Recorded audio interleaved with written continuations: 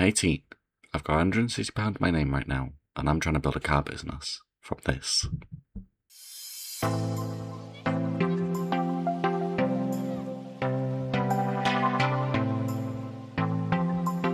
So as you can see, this is my workshop. No unit, no garage, no ramps. It's just a driveway with a couple of tools. I've loved cars since I was 8 years old. Only recently, about a year ago, I passed my test. Here are some photos of my car when I first got it. And then here's some photos of when I actually modded it and made it like nice. I started off with basically nothing. I bought some cheap stuff, fixing what I could and learning as I went along. Right now though, it's not going very smooth. I've got a car that's been stuck in the garage for over a week with no updates at the minute. It is a wiring issue, so I'm not really that surprised. I've got like £160 left, so I'm kind of stuck. Yeah, I've basically got no money, no capital. But yeah, this is what I gotta do. I've always wanted to be an entrepreneur.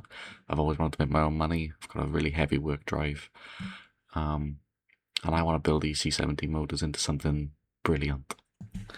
Yeah, so as I said, you know, my car's nothing special. I don't think many people are going to look at it and think, ooh, a Mk2 Fabia 1.2 HTP, 6-valve. No one's saying that. Do you know what I mean?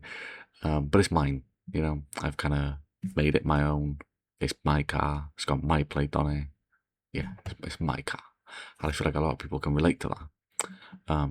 So here is a bit of a montage of all the modifications I've done in total.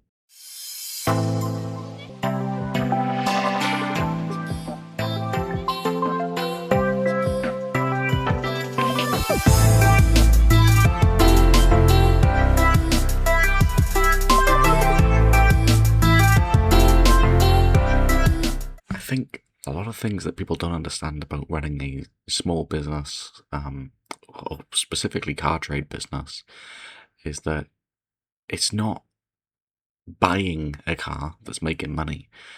You know, stuff breaks, you lose money, you're waiting around, you're stressing, and sometimes you genuinely don't know if you're going to make any money. Sometimes you could walk away from a deal and break even.